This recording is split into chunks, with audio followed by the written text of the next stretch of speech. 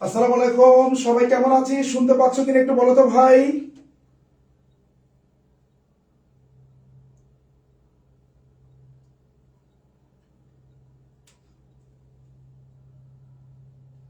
আমরা সবাই কেমন আছি?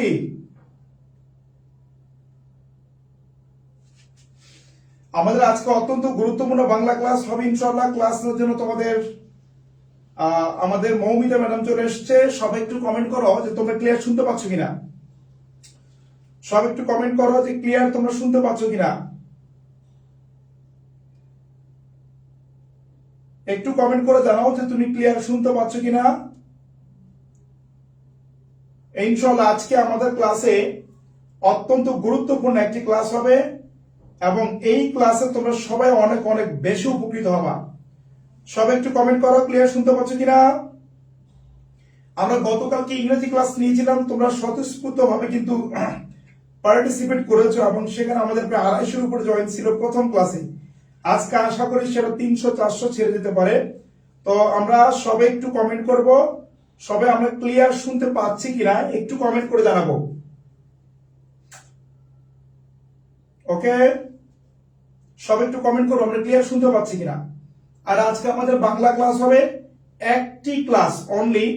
একটি ক্লাসের মাধ্যমে আমরা বাংলা অপরিচিতা টোটালি শেষ করতে চাই ইনশাআল্লাহ।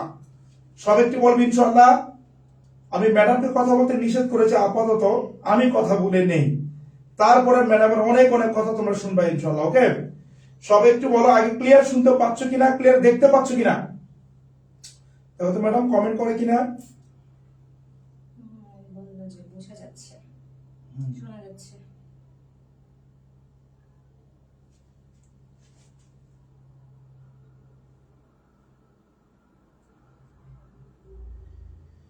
ওকে,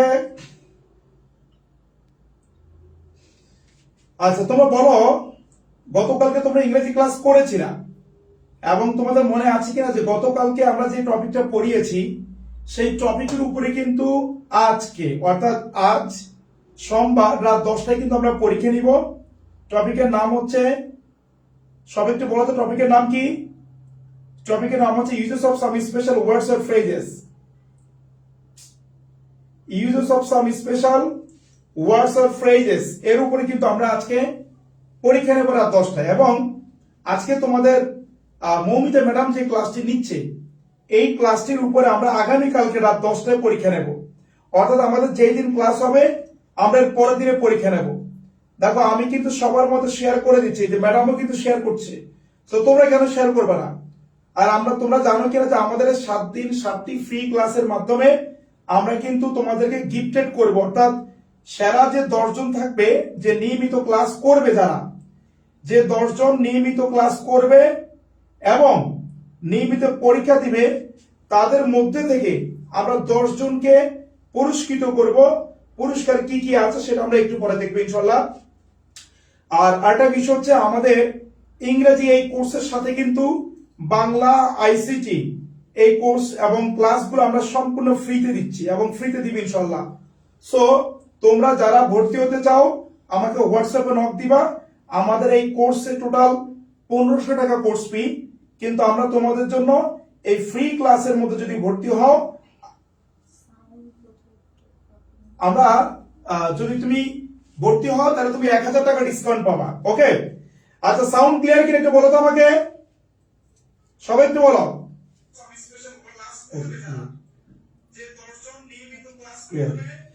ওকে, আচ্ছা আমরা এখনই ক্লাস চলতে পারি। দেখো আমি সব থেকে শেয়ার করে দিয়েছি। So I request to all of you, please সবাই তোমরা একটু শেয়ার করে দাও। এভরিওয়ান সবাই একটু শেয়ার করে দাও সবাই। আর তোমাকে কিন্তু গিফট নিতে হলে শেয়ার করতে হবে। আচ্ছা আমি একটু ম্যাডাম আমি একটু আলোচনা করে দিচ্ছি। আমাদের আজকে তোমার ক্লাসটা হবে, দেখো কি ক্লাস হচ্ছে আমাদের আজকে বাংলা ক্লাস হবে। আচ্ছা একটু দেখো আমাদের কিন্তু এই যে কোর্স শিডিউল আমাদের আজকে হচ্ছে, আমরা গতকালকে রবিবারে ইংরেজি ক্লাস নিয়েছি, আজকে বাংলা, আগামীকাল কিন্তু আইসিটি ক্লাস হবে। আইসিটি ক্লাস হবে, তারপরে আবার ইংরেজি ক্লাস হবে, দেন আবার বাংলা ক্লাস হবে, আবার আইসিটি ক্লাস হবে, আবার ইংরেজি ক্লাস হবে এবং এই ক্লাসগুলোর উপরে দেখো আমরা এইভাবে নিয়মিত কিন্তু পরীক্ষা দিচ্ছি এবং পরীক্ষায় তোমরা যারা ভালো করবা প্রথম 10 জন যারা তাদেরকে কিন্তু ইমোজ স্পাইনাল সেশন বইটা ফ্রিতে দেওয়া হবে, মডেল টেস্ট বই ফ্রিতে দেওয়া হবে এবং 10 জনকে 100 টাকা করে রিসার্চ দেওয়া হবে। শর্ত হলো 7টি ক্লাসে উপস্থিত থাকতে হবে, যেমন গতকালকে ছিল আজকে থাকতে হবে, 7টি পরীক্ষা অংশগ্রহণ করতে হবে এবং ক্লাসগুলো শেয়ার করতে হবে, ক্লাসে অ্যাক্টিভ থাকতে হবে। ক্লিয়ার? আর এই যে দেখো এইভাবে ক্লাস করে কিন্তু তাবাসসুম দিদি ঢাকা বিশ্ববিদ্যালয়ে ফার্স্ট হয়েছে আমার কাছে পড়ে, একাডেমিক আমাকে অ্যাডমিশন করে, এবং ঢাকা বিশ্ববিদ্যালয়ের সেকেন্ড হয়েছে কিন্তু আরিয়া, ঠিক এইভাবে, এবং থার্ড হয়েছে নাহি। সো তোমরা যদি কথাগুলো শুনো তোমরা ভালো করবা এবং ইমোজ স্পাইনাল সেশন বইটা তোমরা এখন থেকে কালেক্ট করে পড়া শুরু করো, আশা করি কাজে লাগবে। এই বই থেকে এই বছর ঢাকা বিশ্ববিদ্যালয়ে 12টি প্রশ্ন সরাসরি কমন, 15টির মধ্যে, সি ইউনিটে 8টি কমন 12টির মধ্যে। সো আমরা কথা না বলে আমাদের ম্যাডামের ক্লাস আমরা চলে যাচ্ছি। ম্যাডাম আজকে অপরিচিত পড়াবে, সবাই অ্যাক্টিভলি পার্টিসিপেট করবা। Madam please carry on. Hello everyone, কি অবস্থা সবার? আমাকে ক্লিয়ারলি দেখতে পাচ্ছ কিনা এবং ঠিকভাবে শুনতে পাচ্ছ কিনা তোমরা কাইন্ডলি কমেন্ট করে জানাবে। সেই সাথে জানাবে তোমরা কেমন আছো এবং তোমাদের পড়াশোনার কি অবস্থা। আমাকে ঠিক মতো শুনতে পাচ্ছ কিনা এবং দেখতে পাচ্ছ কিনা একটু কমেন্ট করে জানাও। আমাকে কি আরো জোরে কথা বলতে হবে কিনা এটাও একটু জানাও। আমরা দ্রুত পড়া শুরু করে দিব। আজকে আমরা একটা ক্লাসের মাধ্যমে তোমাদের অপরিচিতার A to Z ক্লিয়ার করে দেওয়ার চেষ্টা করব। ক্লাসে পড়ার পরে আমরা অনেকগুলো ইম্পর্টেন্ট ইনফরমেশন জানবো এবং সেই সাথে বিভিন্ন এমসিকিউ সলভ করব। আমি আশা করছি তোমরা পুরো ক্লাসটি দেখবে। তো চলো আজকের স্লাইডে কি আছে আমরা একটু দেখে ফেলি। প্রথমেই আমরা অপরিচিতা গল্পের কবি পরিচিতি সম্পর্কে একটু ধারণা নিয়ে নিব। তোমরা সবাই জানো অপরিচিতা গল্পের লেখক হচ্ছে রবীন্দ্রনাথ ঠাকুর। তোমরা কারা কারা অপরিচিতা গল্পটি পড়ে ফেলেছো একটু কমেন্ট করে জানাও। সেই সাথে জানাও যে তোমাদের অপরিচিতা গল্পটি পড়ে আসলে কেমন মনে হয়েছে। আমরা যখন অপরিচিতা গল্প পড়ি আমাদের মনের মধ্যে আলাদা একটা অনুভূতির জাগ্রত হয়, যে মনে হয় যে আসলেই যদি এরকম হইতো। আমরা সবসময় চাই যে অনুপম কল্যাণীর যদি আসলেই মিলন হইতো।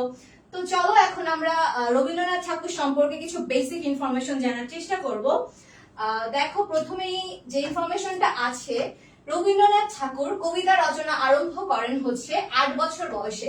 আজকের ক্লাসে আমি তোমাদের যে ইনফরমেশন গুলো পড়াবো সবগুলোই খুবই ইম্পর্টেন্ট ইনফরমেশন এবং পরীক্ষায় অবশ্যই আসে। তো তোমরা ক্লাসটি অবশ্যই মনোযোগ দিয়ে করবে। পরবর্তী ইনফরমেশন দেখো কি আছে। তার প্রথম কবিতাটির নাম ছিল হচ্ছে হিন্দু মেলার উপহার।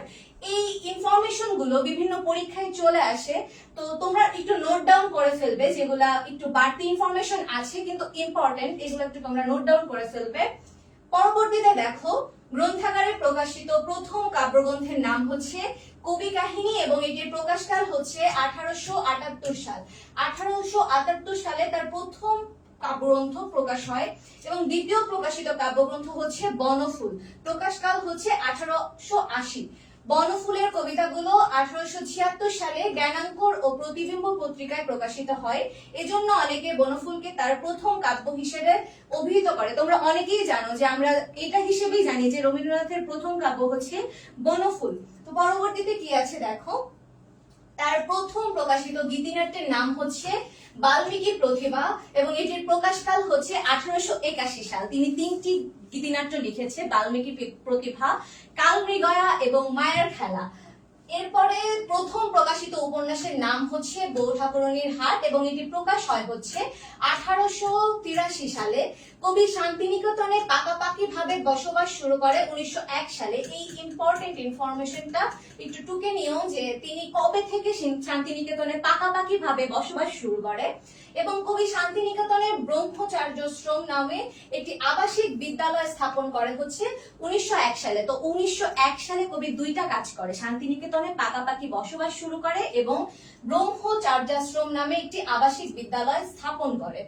পরবর্তীতে দেখো আমরা সবাই জানি রবীন্দ্রনাথ ঠাকুর 1861 খ্রিস্টাব্দের 7ই মে, বাংলা সালটা তোমরা মনে রাখবে, অনেক সময় আমাদের ইংরেজি যে সালটা আছে সেই সালটা অপশনে থাকে না, আমাদের বাংলা বঙ্গাব্দে জানতে চাই।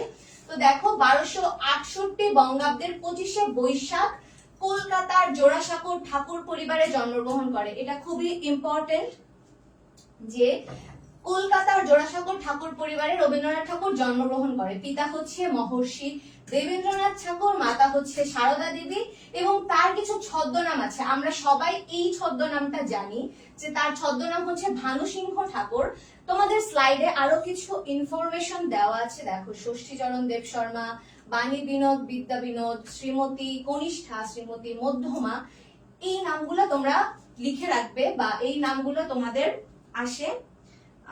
ম্যাম নোট তো করতে পারছি না, কোনো নোটটা তোমরা ক্লাসটি যদি সম্পূর্ণ করো তোমরা এমনি বুঝে যাবে। আমি তোমাদেরকে পিডিএফ দিয়ে দেব, তোমাদের যতটুকু প্রয়োজন ততটুকু শুধু লিখো, সবকিছু লিখতে হবে না।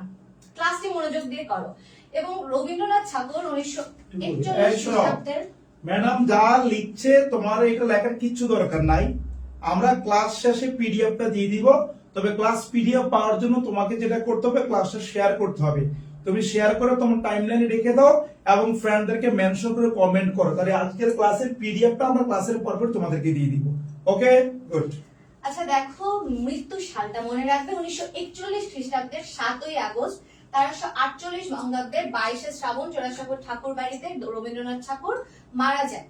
এবং এর পরবর্তীতে তিনি হচ্ছে 17 বছর বয়সে ব্যারিস্টারি পড়তে যায়। এই ইম্পর্টেন্ট ইনফরমেশন গুলো আছে। রবীন্দ্রনাথ ঠাকুর কিসের জন্য নোবেল পুরস্কার পায়? গীতাঞ্জলির জন্য। এটি 1913 সালে প্রকাশিত হয় এবং এইটা খুবই ইম্পর্টেন্ট ইনফরমেশন যে তোমাদের গীতাঞ্জলির ইংরেজি অনুবাদ কি, এই প্রশ্নটা 100 বার আসে। সং অফারিংস, এর জন্য তিনি নোবেল পুরস্কার পায়। আর জনক হচ্ছে তিনি বাংলা সাহিত্যের প্রথম সার্থক ছোট গল্প রচয়িতা এবং জনক 1284 বঙ্গাব্দের 16 বছর বয়সে ভিখারিণী ছোট গল্প রচনার মাধ্যমে লেখক হিসেবে তার আত্মপ্রকাশ ঘটে। তার মানে লেখক হিসেবে তার আত্মপ্রকাশ ঘটে হচ্ছে 16 বছর বয়সে। এরপরে রবীন্দ্রনাথ ঠাকুরের কিছু সাহিত্য কর্মের কথা আছে, কাব্য, কাব্যনাট্য, কাব্য আছে কবি কাহিনী, করিও কোমল, প্রভাত সঙ্গীত ইত্যাদি অনেক ইম্পর্টেন্ট কাব্য এখানে দেওয়া আছে। কাব্যনাট্য আছে চিত্রাঙ্গদা, বসন্ত, বিদায় অভিশাপ, বিসর্জন, বাল্মীকি প্রতিভা। এরপরে দেখো আত্মজীবনী, তিনি হচ্ছে জীবন স্মৃতি লেখে 1912 সালে, ছেলেবেলা 1940 সালে, আত্মপরিচয়। তোমাদের ক্লাসে কেমন লাগছে এবং কোথাও কোনো সমস্যা হচ্ছে কিনা একটু জানিও। আমরা খুব দ্রুতই মেইন থিমে চলে যাব, অর্থাৎ অপরিচিতার যে চরিত্রগুলো আছে সেই বিশ্লেষণে চলে যাব। তো দেখো, সম্ভাবনা পেয়েছে হচ্ছে ডিলিট লাভ করে কলকাতা বিশ্ববিদ্যালয় কর্তৃক 1913 সালে। 1913 সালে কিন্তু গীতাঞ্জলির জন্য নোবেল পুরস্কারও পায়। তো এই দুইটা ইনফরমেশন মনে রেখো। ঢাকা বিশ্ববিদ্যালয় কর্তৃক 1936 সালে এবং অক্সফোর্ড বিশ্ববিদ্যালয় কর্তৃক 1940 সালে। তো দেখো, এখানে হচ্ছে স্লাইডে তোমার উপন্যাস, নাটক আর প্রবন্ধ গ্রন্থ মনে রাখার জন্য আমি কিছু ছন্দ ইউজ করেছি। তোমরা স্লাইডটি পেয়ে যাবে যখন, তোমরা এটা একটু দেখে নিও। পরবর্তীতে দেখো কি আছে। পরবর্তীতে হচ্ছে অপরিচিতা প্রথম প্রকাশিত হয় প্রমোদ চৌধুরী সম্পাদিত মাসিক সবুজ পত্র পত্রিকার 1321 বঙ্গাব্দের 1914 কার্তিক সংখ্যায়। এটি প্রথম গ্রন্থভুক্ত হয়। রবীন্দ্র গল্পের সংকলন গল্প সপ্তক এ এবং পরে এবং গল্পগুচ্ছ তৃতীয় খণ্ডে। দেখো, এখানে যে ইনফরমেশন গুলো আছে আমি তোমাদেরকে যদি একটু বলে দিই।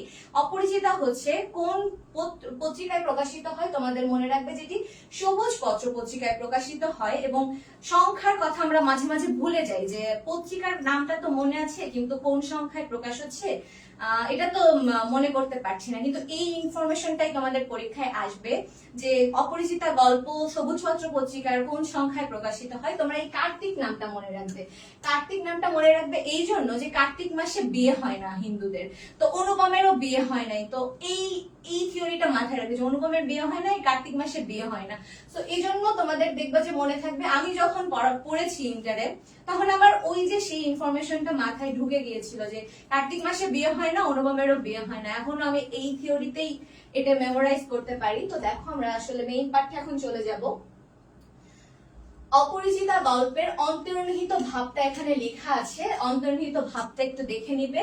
এবং এখন আমরা অপরিচিতা গল্পের যে চরিত্রগুলো, অনুপম, কল্যাণী, অনুপমের মা, অনুপমের মামা, হরিশ, বিনোদা, শম্ভুনাথ, এদের সম্পর্কে একটু ছোট ছোট ইম্পর্টেন্ট ইনফরমেশন গুলো আমার স্লাইডে দেওয়া আছে, এগুলো একটু জেনে নিব। তো তুমি দেখো।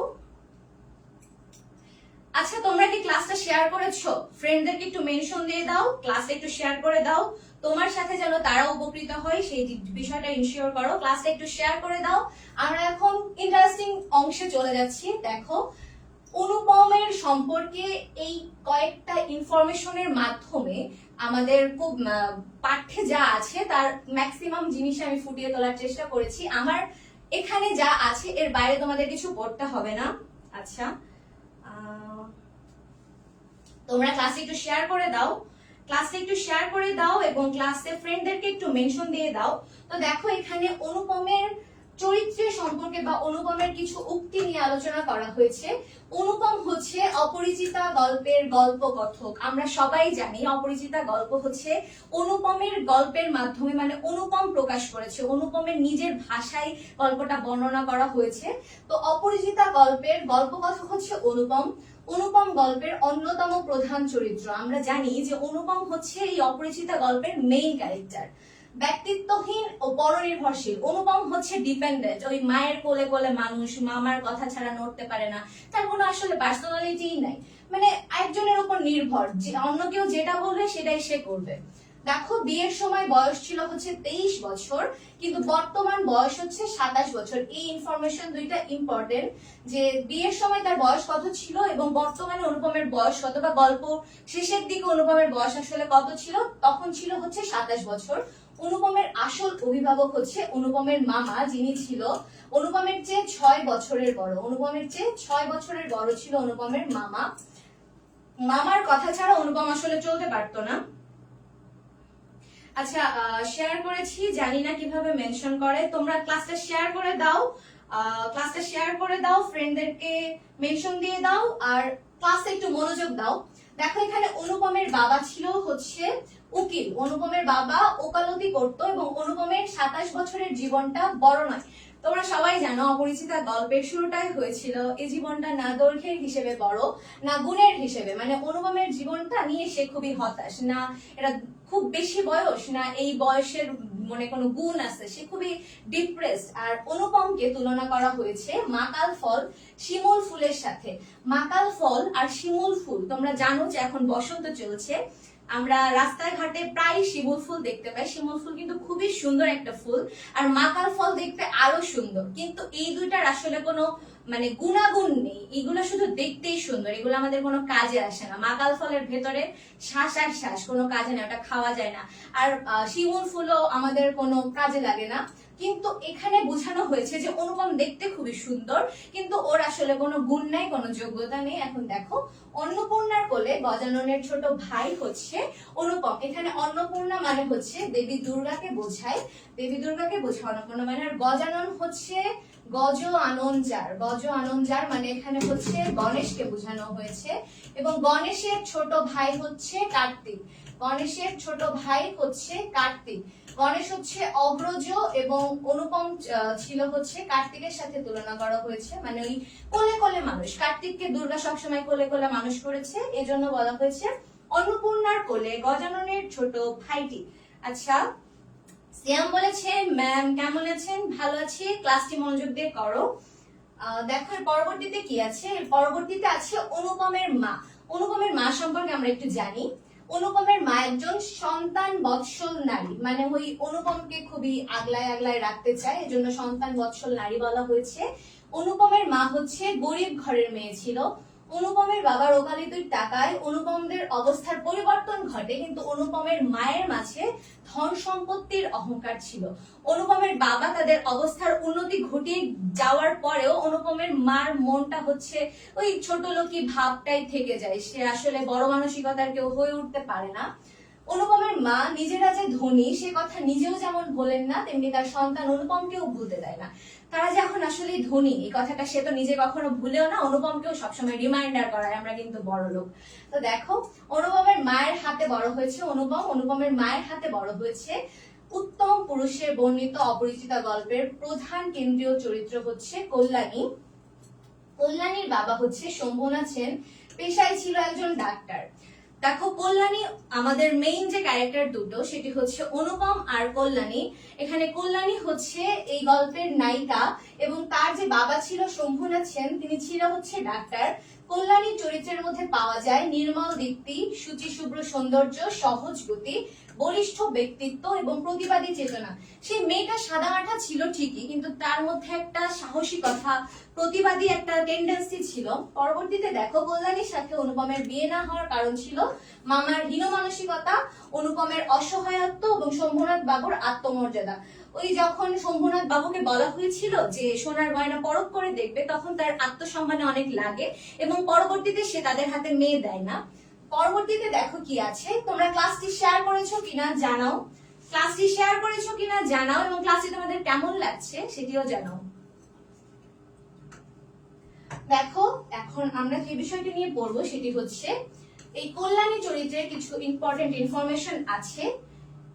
কিন্তু সে পণ করেছে বিবাহ করিবে না, পণটি হচ্ছে কল্যাণীর। যখন কল্যাণীর বিয়ে ভেঙে যায় তখন কল্যাণী হচ্ছে মনে মনে একটা পণ করে যে আমি আর বিয়ে করব না। কল্যাণীকে আশীর্বাদ করে ইয়াররিং দিয়ে, ওই যে বিলেতি একটা ইয়াররিং দিয়ে কল্যাণীকে আশীর্বাদ করা হয়েছিল। ম্যাম পদ্য ক্লাস নেবেন না? আচ্ছা, আমরা এখন গদ্য করছি, তাহলে গদ্যটা শেষ করে এরপরে পদ্য ক্লাস নিব। আফিয়া ইসলাম বলেছে ভালো লাগছে, শেয়ার করেছি, থ্যাংক ইউ। আসসালামু আলাইকুম আপু। ওয়ালাইকুম আসসালাম। আমি নতুন আজকে ফার্স্ট ক্লাস, ক্লাসটি করো, আশা করছি ভালো লাগবে। ভালো লাগছে, জি। ওকে, আমরা পড়ায় চলে যাচ্ছি। কল্যাণীর কণ্ঠস্বরকে অনুপম তুলনা করেছে গানের সঙ্গে। অনুপম যখন কল্যাণীর ভয়েসটা শুনে সে তাকে বলেছিল গানের মতো লাগছে শুনতে, মানে ভয়েসটাকে গানের মতো লাগে। আচ্ছা দেখো, বিয়ের দেশ চেতনার দক্ষ দৃঢ়চেতনার মানুষ হচ্ছে কল্যাণী। কল্যাণীর যখন বিয়ে ভাঙে তখন সে দেশমাতৃকার প্রতি আলাদা একটা ভালোবাসা অনুভব করে। বিয়ের সময় কল্যাণীর বয়স ছিল 15 বছর এবং বর্তমান বয়স 19 বছর। বলতো অনুপমের বয়স কত ছিল যখন সে বিয়ে করে আর বর্তমান বয়স কত? তেমন কল্যাণীর বিয়ের সময় বয়স ছিল 15 বছর এবং বর্তমান বয়স হচ্ছে 19 বছর।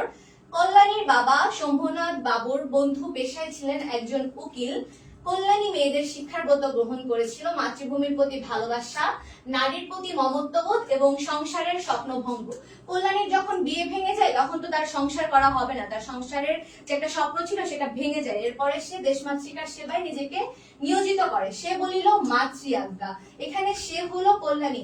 অনুপমকে যখন বলা হল, অনুপম যখন কল্যাণীকে বিয়ের জন্য আবার প্রপোজ দিয়েছিল, তখন কল্যাণী বলেছিল যে মাতৃ আজ্ঞা আছে, অর্থাৎ এই মাতৃ আজ্ঞা হচ্ছে কল্যাণীর।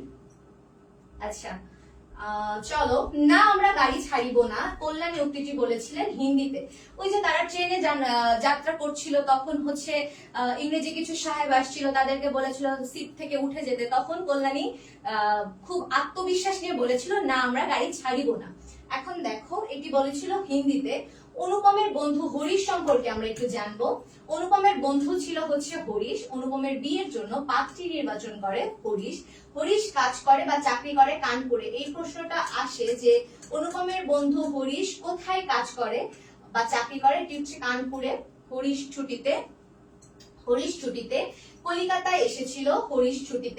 কলিকাতায় এসেছিল। হরিশের সরস রচনার গুণ আছে এবং সেই কল্যাণীর কথা বলে অনুপমকে উতলা করে তোলে। হরিশের বর্ণনা অনুসারে কানপুরের মেয়েটি হচ্ছে খাসা। হরিশ হচ্ছে অনুপমকে উতলা করে তোলে কল্যাণীর জন্য। ধরো এখন একটা বিবাহযোগ্য ছেলে যখন একটা মেয়ে পায় বা মেয়ের বর্ণনা শুনে, তখন তার মন তো এমনি উতলা হয়ে যায়। এখন যেমন আমাদের social media, Facebook, Messenger, Instagram সবকিছু আছে, সেই সময় তো আর সেটা ছিল না। শুধু ওই ফটোগ্রাফ দেখেই, তাও অনেক পরে দেখেছিল ফটোগ্রাফ। এখন দেখো তার মনের মধ্যে মানে একটা উতলা ভাব চলে আসে যে কল্যাণীর জন্য আলাদা একটা ভালোবাসা কাজ করতে থাকে। আসর জমাতে এবং যে কোনো বিষয়ে রসাত্মক ভাবে উপস্থাপনা করার গুণ ছিল হরিশের। অনুপম হরিশের কাছ থেকেই কল্যাণীর কথা জানতে পারে। এখানে প্রশ্ন আসতে পারে যে কল্যাণীর কথা জানতে পারে অনুপম কার কাছ থেকে? এটা হবে হরিশের কাছ থেকে। হরিশের ভাষায় ওকে মেয়ে যদি বলো একটি খাসা মেয়ে আছে, এখানে খাসা মেয়েটি হচ্ছে কল্যাণী। অনুপমকে হরিশ বলেছিল ওহে মেয়ে যদি বলো একটি খাসা মেয়ে আছে, এখানে এই খাসা মেয়ে বলতে কল্যাণীকে বোঝানো হয়েছে। তোমরা কারা কারা ফাইনাল সাজেশন বইটির নাম সম্পর্কে জেনেছো একটু বলো। আমি যখন ইন্টারমিডিয়েটে পড়ছিলাম, অর্থাৎ এইচএসসির আগে এই বইটি আমি পড়া শুরু করি এবং এই বই থেকে হুবহু প্রশ্ন কমন আসে অ্যাডমিশন টেস্টে। তোমরা যদি ইংরেজিতে ভালো করতে চাও, এখন থেকে এই বইটি পড়াশোনা শুরু করে দাও। এই বইটি তোমরা তোমার নিকটস্থ লাইব্রেরিতে পাবে বা রকমারিতে অর্ডার করলে পেয়ে যাবে। ক্লাসটি একটু শেয়ার করে দাও, ক্লাসটি একটু শেয়ার করে দাও, ফ্রেন্ডকে একটু মেনশন দিয়ে দাও। এরপরে আমরা যে ক্যারেক্টারটি সম্পর্কে পড়বো সেটি হচ্ছে বিনোদা। বিনোদা কে ছিল বলতো? বিনোদা ছিল অনুপমের পিস্তুত দাদা। বিনোদা ছিল অনুপমের পিস্তুত দাদা। এখানে দেখো অনুপমের পিস্তুত ভাই ছিল বিনোদা। বিনোদা একটি ইয়াররিং দিয়ে আশীর্বাদ করেন। বিনোদা কল্যাণীকে একটি ইয়াররিং দিয়ে আশীর্বাদ করে। আজকে আমি ম্যামের ক্লাস প্রথম করছি, আশা করছি ভালো লাগবে। এটা কোথায় পাবো? এই বইটা তুমি তোমার নিকটস্থ লাইব্রেরিতে পেয়ে যাবে, অথবা রকমারি.com এ অর্ডার করলে তোমার হাতে বইটি চলে যাবে। তোমরা আমাকে কে কোথা থেকে দেখছো, কোন জেলা থেকে আমাকে দেখছো, আমি খুবই ইন্টারেস্টেড জানার জন্য। তোমরা একটু কমেন্ট করো যে তোমরা কে কোথা থেকে আমাকে দেখছো। আর আমার জেলা অর্থাৎ রাজবাড়ী জেলার কেউ আছো কিনা একটু কমেন্ট করো। চলো আমরা বিনোদা সম্পর্কে একটু জানি। বিনুর রুচি ও দক্ষতার উপর অনুপমের 16 আনা নির্ভরতা ছিল। অনুপমের পিস্তুত দাদা বিনোদার রুচির ওপরে অনুপম খুবই চোখ বন্ধ করে বিশ্বাস করত। অনুপম বিনোদার বাড়িতে যেত সন্ধ্যার সময়। অনুপম বিনোদার বাড়িতে যেত সন্ধ্যার সময়। কল্যাণী সম্পর্কে বিনোদার কথায় অনুপম তার ভাগ্যে প্রজাপতির সঙ্গে মিল খুঁজে পেয়েছে পঞ্চস্বরের। মন্দ নহে খাঁটি সোনা বটে উক্তিটি করেছিল বিনোদা। এখানে কল্যাণী সম্পর্কে বিনোদা বলেছিল মন্দ নহে খাঁটি সোনা বটে। বিনোদার ভাষা অত্যন্ত আট। যেখানে সবাই বলে চমৎকার সেখানে বিনোদা বলে চলনসই।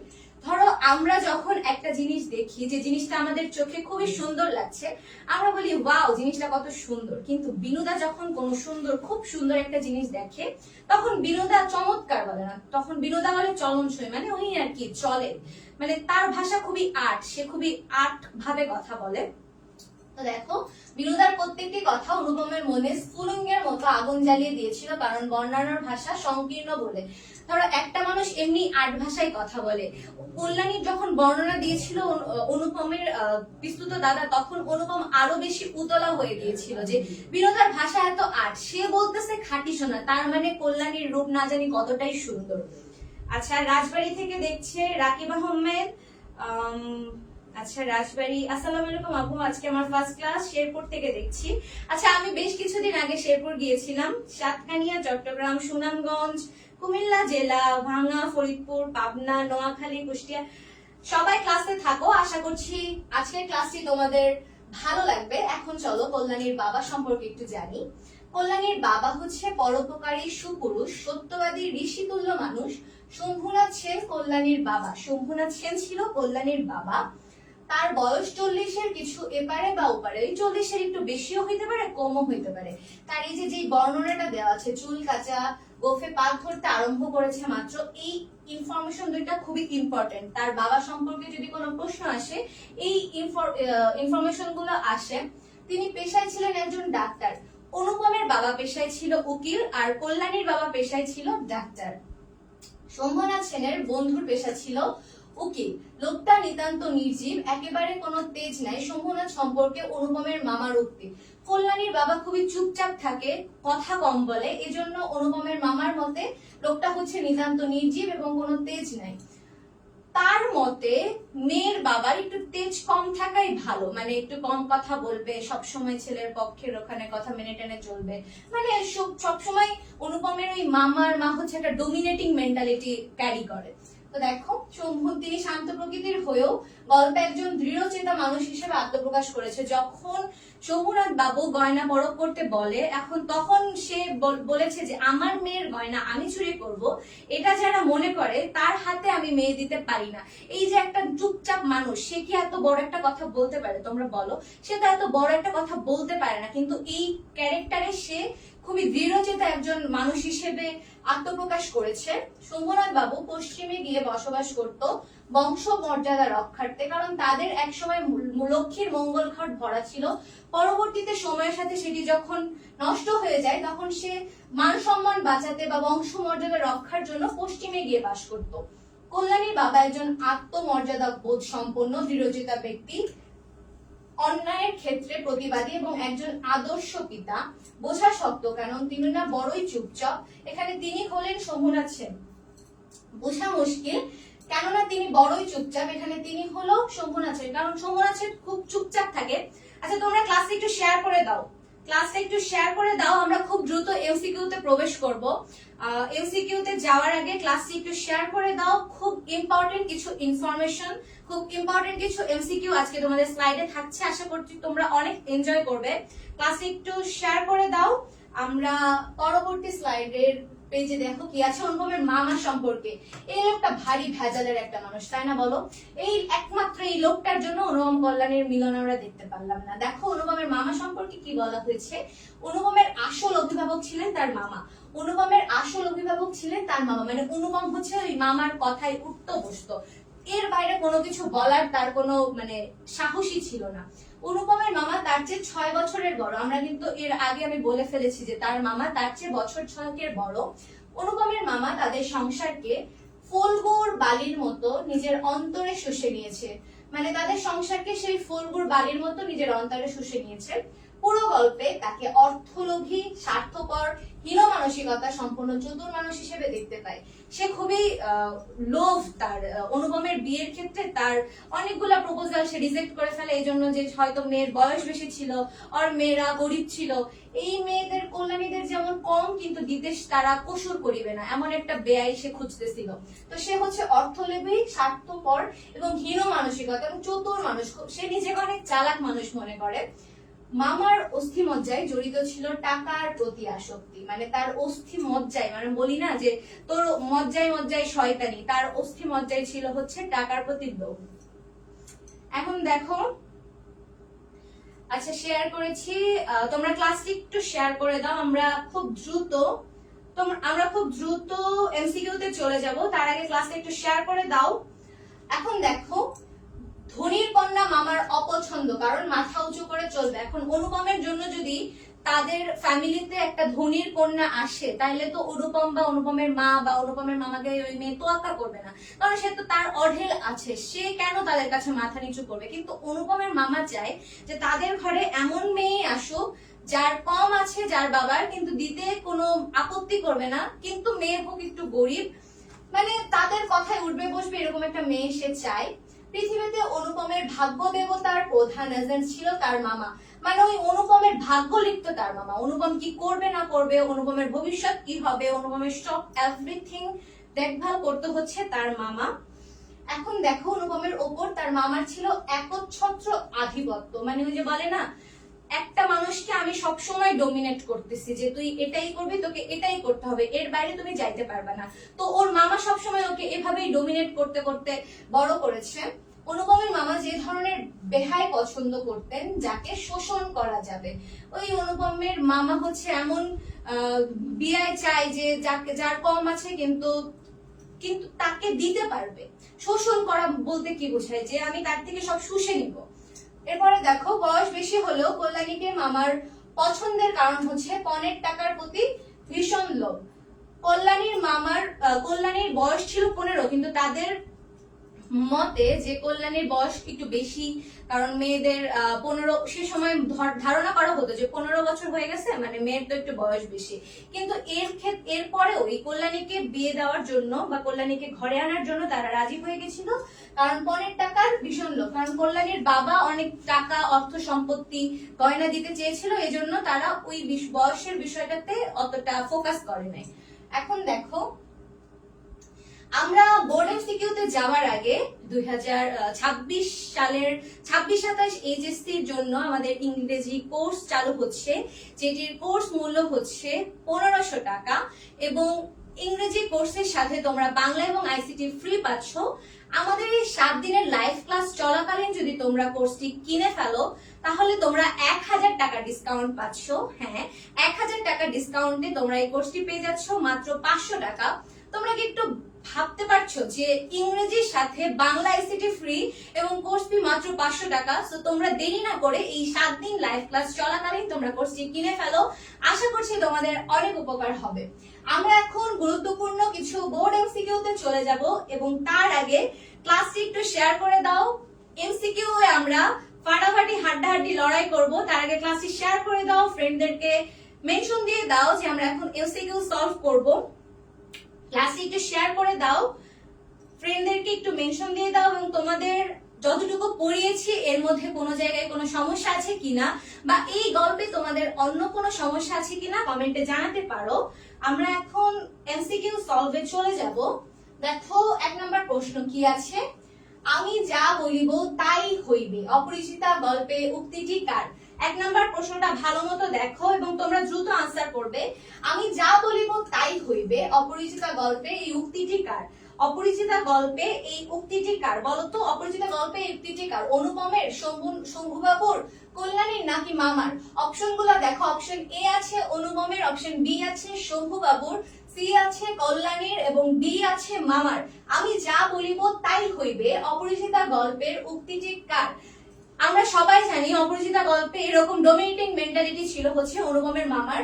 সো অপশন ডি হবে রাইট আনসার। অপশন ডি হবে রাইট আনসার।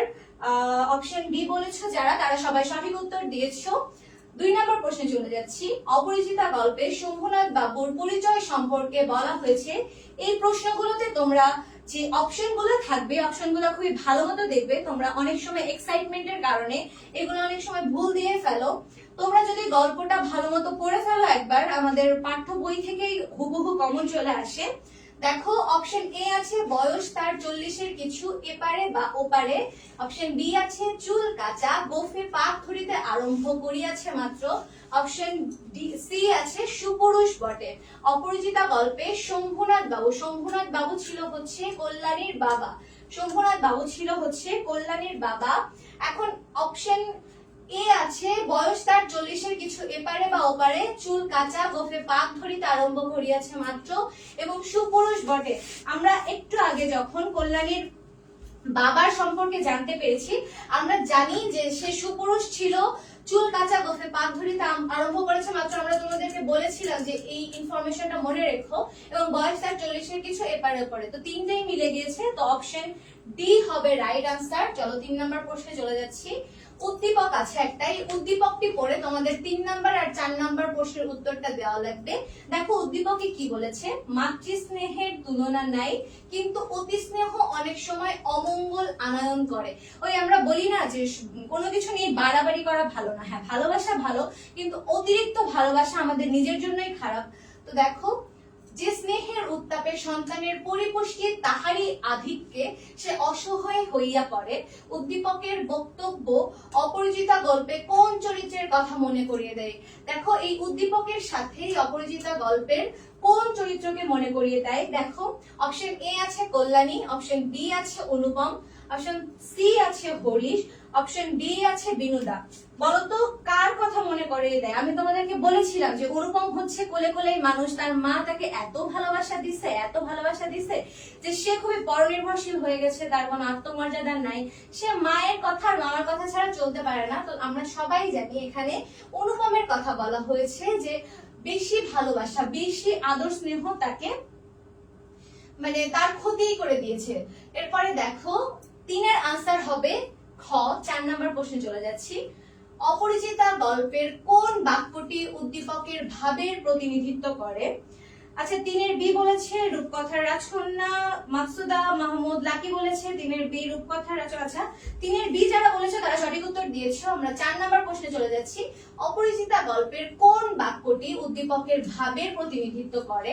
উদ্দীপকটা বলা হয়েছিল হচ্ছে অনুপম সম্পর্কে। উদ্দীপকটা বলা হয়েছিল অনুপম সম্পর্কে। এখন দেখো অপশন গুলো, এই জীবনটা না দৈর্ঘ্যের হিসাবে বড় না গুণের হিসাবে, আমাকে শিমুল ফুল ও মাকাল ফলের সহিত তুলনা করিয়া বিদ্রুপ করিবার সুযোগ পাইয়াছিলেন, শিশুকালে আমি কোলে কোলেই মানুষ বোধ করি, সেই জন্য শেষ পর্যন্ত আমার পুরোপুরি বয়সই হইল না, ভালো মানুষ হওয়ার ঝঞ্ঝাট নাই তাই আমি নিতান্ত ভালো মানুষ। 4 নাম্বার অপশন গুলা দেখো, জীবনটা না দৈর্ঘ্যের হিসাবে বড় না গুণের হিসাবে, আমাকে শিমুল ফুল ও মাকাল ফলের সহিত তুলনা করিয়া বিদ্রুপ করিবার সুযোগ পাইয়াছিলেন, শিশুকালে আমি কোলে কোলেই মানুষ বোধ করি, সেই জন্য শেষ পর্যন্ত আমার পুরোপুরি বয়সই হইল না, এবং ভালো মানুষ হওয়ার কোনো বিকল্প নেই, এই জন্য আমি নিতান্ত ভালো মানুষ। 4-এর গ যারা আনসার করেছো তারা সঠিক উত্তর দিয়েছো। সাকিব, মাকসুদা, এসএসসি, রাজন, সঞ্জিদা। আচ্ছা সবাই যারা 4-এর গ আনসার করেছো তারা সঠিক উত্তর দিয়েছো। আমরা এখন 5 নম্বর প্রশ্নে চলে যাচ্ছি। 5 নম্বর প্রশ্নে আছে রবীন্দ্রনাথ ঠাকুর কত সালে সাহিত্যে নোবেল পুরস্কার পায়? কত সালে সাহিত্যে নোবেল পুরস্কার পায়? আমরা সবাই জানি রবীন্দ্রনাথ ঠাকুর গীতাঞ্জলি কাব্যের জন্য নোবেল পুরস্কার পায়। আমরা সবাই জানি গীতাঞ্জলি কাব্যের জন্য নোবেল পুরস্কার পায় এবং এটির ইংরেজি অনুবাদ হচ্ছে সং অফারিংস। ইংরেজি অনুবাদ হচ্ছে সং অফারিংস। এটার দেখো সালটা দেখো 1903 খ্রিস্টাব্দ, 1913 খ্রিস্টাব্দ, 1923 খ্রিস্টাব্দ এবং 1933 খ্রিস্টাব্দ। সাহিত্যে নোবেল পুরস্কার পায় কত সালে? 3 সালে, 13 সালে, 23 সালে নাকি 33 সালে? আমরা জানি যে গীতাঞ্জলির জন্য তিনি 1913 খ্রিস্টাব্দে সাহিত্যে নোবেল পুরস্কার পায়। 5-এর বি বলেছে রূপকথা, মোহিনী। যারা বি আনসার করেছো তারা সবাই সঠিক উত্তর দিয়েছো। আচ্ছা, এখন দেখো দক্ষযজ্ঞ শব্দের অর্থ কি? যজ্ঞানুষ্ঠান, হট্টগোল, শিব পূজা নাকি বিপর্যয়? দক্ষযজ্ঞ বলতে বোঝায় ওই যে শিব পার্বতীর জন্য একটা যজ্ঞ, ওই রাজা দক্ষের একটা যজ্ঞ হয়েছিল, যে যজ্ঞে পার্বতীর গিয়েছিল বলে শিবকে অপমান করা হয়েছিল, তখন একটা দক্ষযজ্ঞ বেঁধে গেছিল। এই দক্ষযজ্ঞ শব্দের অর্থ কি? অপশন ক যজ্ঞানুষ্ঠান, অপশন খ হট্টগোল, অপশন গ শিব পূজা, অপশন ঘ হচ্ছে বিপর্যয়। দেখো তো কোনটা হবে? দক্ষযজ্ঞ মানে এখানে কোলাহল টাইপের, মানে খুবই ঝামেলাপূর্ণ একটা জিনিস বোঝানো হয়েছে। এখানে দক্ষযজ্ঞ বলতে বোঝানো হয়েছে হট্টগোল। দক্ষযজ্ঞ বলতে বোঝানো হয়েছে হট্টগোল। তোমরা যারা হট্টগোল আনসার করেছো তারা সবাই সঠিক উত্তর দিয়েছো। আমরা এখন 7 নম্বর প্রশ্নে চলে যাচ্ছি।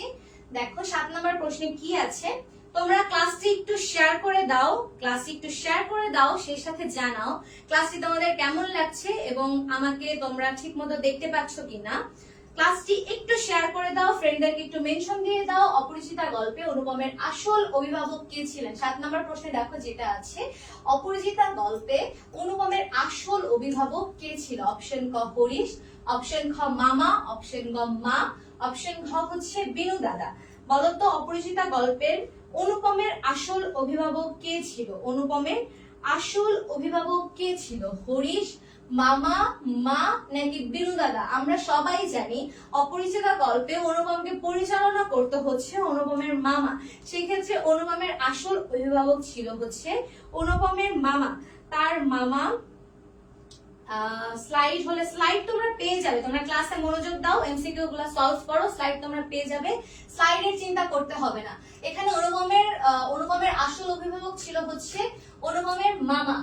অনুপমের মামা ছিল অনুপমের আসল অভিভাবক। অপরিচিতা গল্পে কল্যাণী কোন স্টেশনে নেমেছিল? 8 নম্বর প্রশ্নটা দেখো, অপরিচিতা গল্পে কল্যাণী কোন স্টেশনে নেমেছিল? অপরিচিতা গল্পে কল্যাণী কোন স্টেশনে নেমেছিল? অপশন ক বনগাঁও, অপশন খ কানপুর, অপশন গ হাওড়া, অপশন ঘ শিয়ালদহ।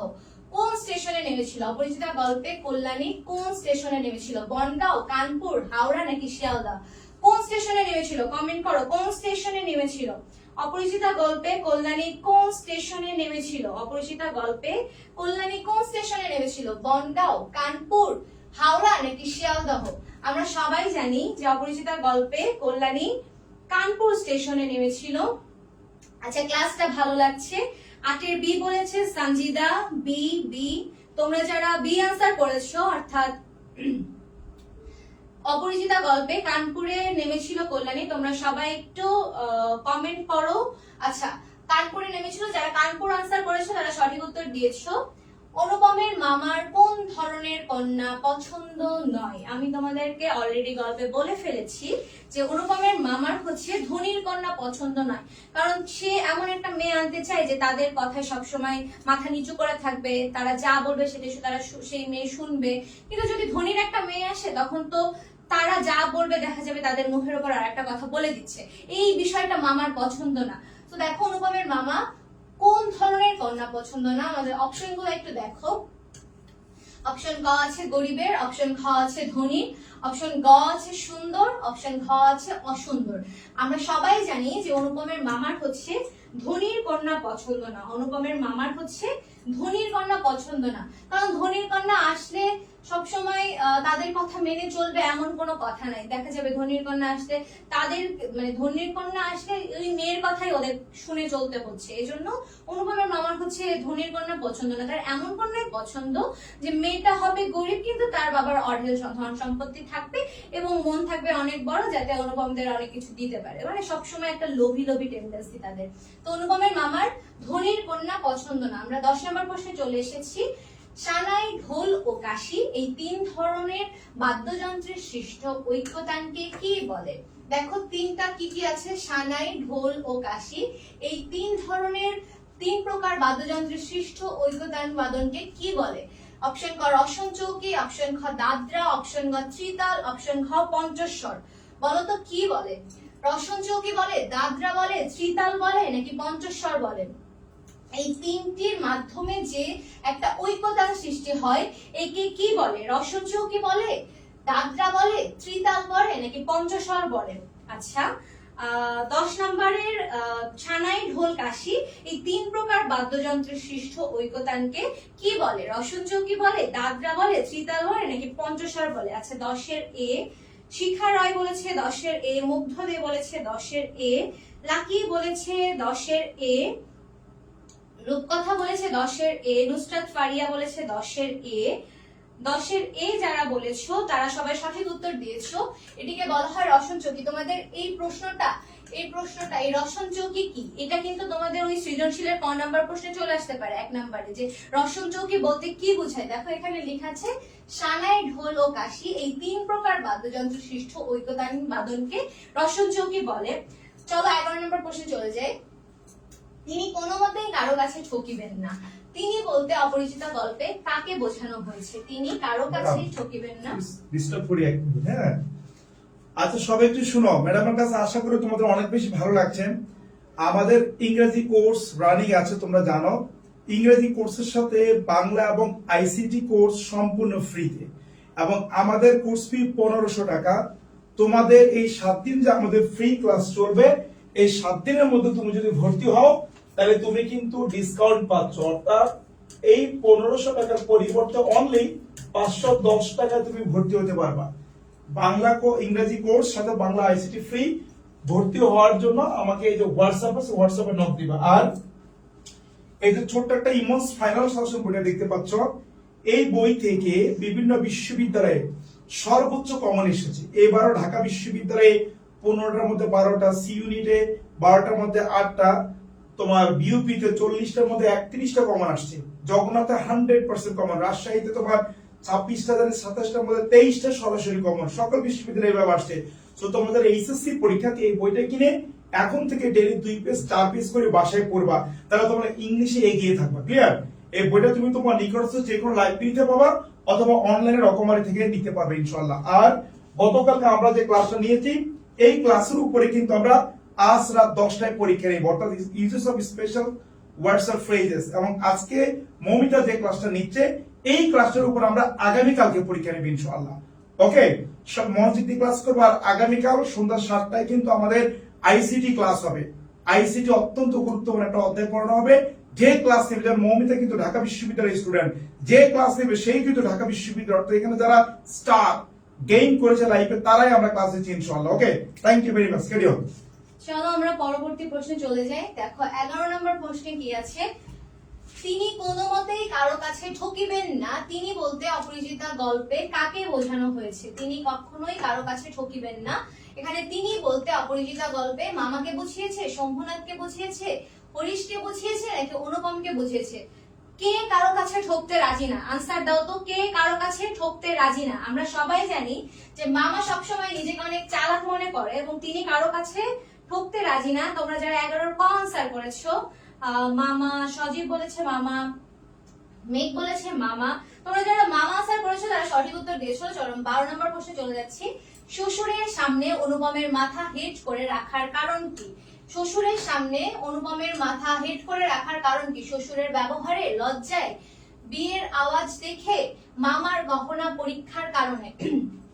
অনুপম যখন বিয়ে করতে যায়, বিয়ে শুরু হওয়ার আগে তার মামা হচ্ছে শম্ভুনাথ বাবুকে ডেকে বলে যে আপনি আপনার মেয়ের বিয়েতে যা যা গহনা দিচ্ছেন, আমরা একটা স্যাকরা নিয়ে এসেছি, সেই গহনাগুলো আমি একটু পরখ করে দেখতে চাই, তাতে সোনা কতটুকু আছে, খাদ কতটুকু আছে, এবং আপনি যে গহনাগুলোর কথা বলেছেন এখন যে দেখাচ্ছেন, পরবর্তীতে বিয়ে হয়ে গেলে যদি এই গহনাগুলো সবগুলো না দেন, আমরা একটু এখনই চেক করে গুনে খাতায় লিস্ট করে নিতে চাচ্ছি যে আপনি কি কি দিচ্ছেন।